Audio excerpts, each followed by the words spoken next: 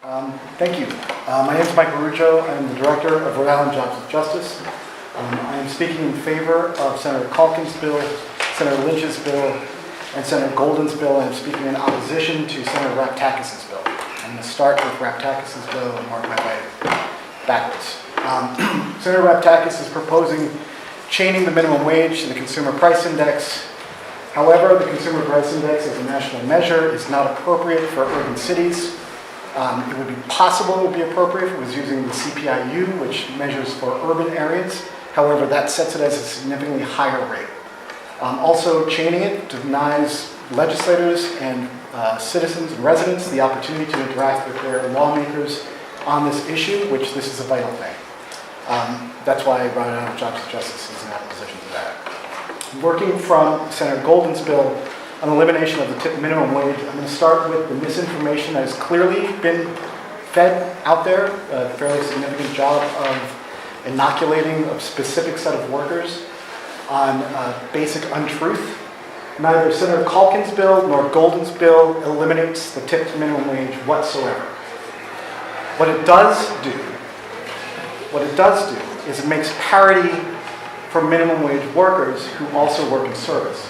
It prevents the carving out a specific sector for a subminimum or a segregated wage, which is paid to a majority of women. Also, the measuring of earnings based on averages is a terrible, terrible mistake for lots of really great reasons, and I can just give you a really easy illustration of one. If I, with my tiny salary, were to move to San Francisco and live in the same neighborhood as Bill Gates, my average income would be millions. But it is not. My median income is the actual measure that has to be used. And the median income earnings of a tipped worker in the state of Rhode Island is $9.01. $9.01. It is not $30, it's not $34, it's not $35, it's $9.01.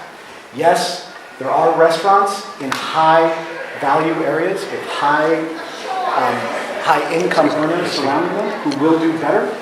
Those restaurants tend to employ majority white people, tend to employ majority men, and tend to get darker as you go back in the house. There's no parity there, and there's no equity in that. As a moral issue, carving out the women who provide service to our work, to what we do when we go into a restaurant, saying that they're worth less than 1/3 of what the minimum wage is not only kind of strikes a negative chord just as our idea of us as human beings, that we value one set of workers as less, but why do we select them as a specific carve-out? Why don't we include everybody as a single wage? That's why we fully support Senator Calkin's move to eliminate the sub-minimum wage, not eliminate tipping, and support Senator Goldin's move to increase the minimum wage to parity and not eliminate tipping in spite of all of that. I also want to point out that there's been a lot of talk about the struggle that individual restaurant owners have in making day-to-day ends meet. A 4% profit margin is well within reasonable inside the country. Most restaurants outside of Rhode Island do less than 2%. So Rhode Island actually is doing significantly better than its neighbors in that regard, not better than Connecticut, however. And so that should be taken into account. Also, while we're hearing restaurant owners complaining about the struggle, they should realize that they are spending $250,000 on lobbying, valets, and meals for the people, for legislators, and for the people who are members of that organization. Workers don't have that. They simply don't. They don't have million-dollar lobbyists. They don't have offices that are devoted to doing that. What they have is each other when they show up and when they can show up and they take time out to do that. What they have is their time, and that's all they got. And when they do that, they lose their wages. Also, when we're in regards to raising the general minimum wage, let's talk about the actual impacts of it and the myths that have been told. Bob Bacon describes himself as a small businessman with more than 500 employees, takes him out of the small business market. It's just a fact. Also, the owner of a automation company complaining about automation, which he owns Positouch, is ironic in its deepest sense. Since he is literally the gatekeeper that controls whether that's the thing that happens or not, he is foretelling his own future. The restaurant industry's own lobbyist for the NRA, Frank Luntz, famous Frank Luntz, did a poll of all small business owners and restaurant owners in particular, found that 65% of small business owners, that's employing less than 50 people, supported an increase of the minimum wage. That's more than 60%. More than 58% supported going north of $12 an hour. And of that, 52% supported an increase above $15 an hour. This was the restaurant industry's own study that was done, that was leaked to the Washington Post 2 years ago, accidentally, by the way. Frank Lutz put out a report that stated we should need to stop fighting the inevitable and start arguing for higher wages for workers. There's never been a moment in the history of the Chamber of Commerce, or in the history of the oldest lobbying organization in the world, the National Restaurant Association, and its Rhode Island chapter, which is the Hospitality Association, where they have supported any increase in wages or any improvement in the conditions of workers. Ever. Ever, ever, ever. There is one argument that they use, and it's one argument that hasn't held up. When we were coming out of the recession and we had the highest unemployment rates in the country, we raised the minimum wage, and instead of losing jobs, we gained jobs. Now we have 4.3% unemployment in Rhode Island. We're at the lowest unemployment rate we've been in more than 12 years. Times are good. When times are good, you also raise wages. We have the data on it. We've studied it. You've seen it. It's the lived experience we're living with in Rhode Island right now. There are changes in the industry that are obviously happening. Automation is a factor. However, it is affecting middle-class workers much higher at a much faster rate than it is low-wage workers. We see operations done at the hospital done by robots more often than we're done by surgeons right now. We see copy editors writing copy instead of people doing it. People who serve our food, the people who do the low-wage, low-value work, although they're high-value people, have never been valued in the society. And there's a couple of distinct benefits that we should attach when we increase the wage. Cornell University did a 25-year study of 200 increases in the minimum wage around the country in every state. They looked at every state over a 25-year, this is a generational study that they did. The things that they found were remarkable. They found a decrease in infant mortality by 1 to 2% with every dollar increase in the minimum wage. Why is that? When workers earn more, they take time to take care of themselves. They take time. When we look at CTAC and the Seattle experience with their 2.8% unemployment rate, this is the lowest municipal unemployment rate in the country right now. This is a remarkable study that we have a market to look at.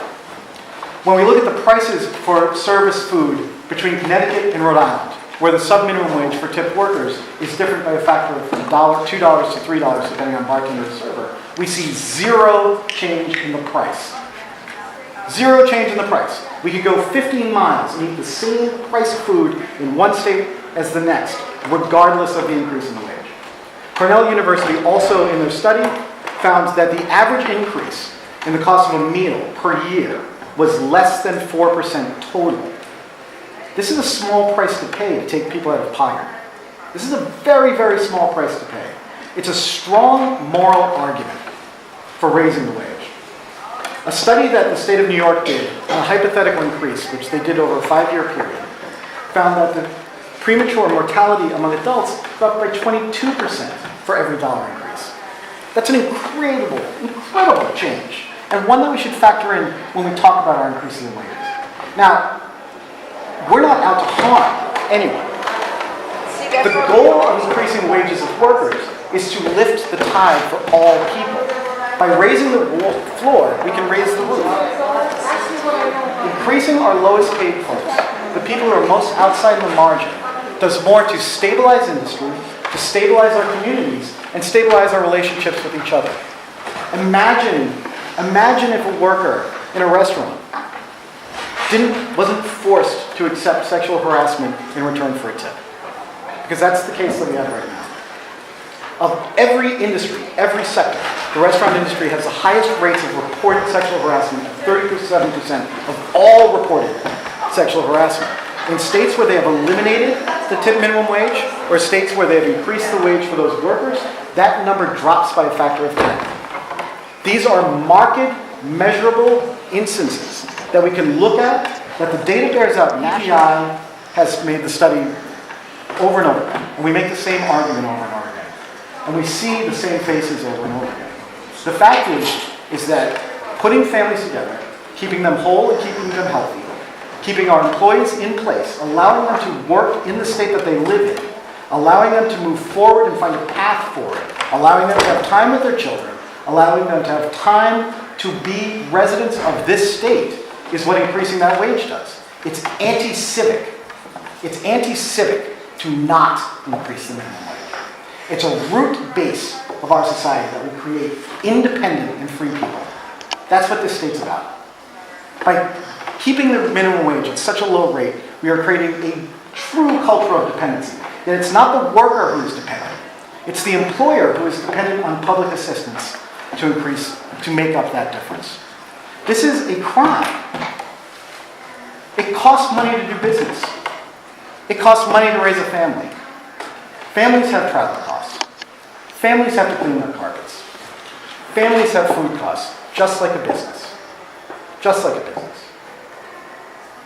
That $250,000 in lobbying that they do, that amount of money that goes to turn your head, to make the glad hand and the joke easy, to make that close relationship, is something that the skin and the bone that actually put the food on the table will never have access to if it wasn't for the people in this room. We think about that. We don't get those interactions unless they show up for you. Allowing them the time to do that is a factor of that wage. They're participating because they're able to. Because this house, this building, has saw fit to raise the minimum wage consecutively for as long as it has. And thank God they have. Now we have to keep that momentum going. While this recovery takes hold, we have to make sure that recovery hits every single worker in Rhode Island. Server and non-server alike. All of them. Everybody has to be in it.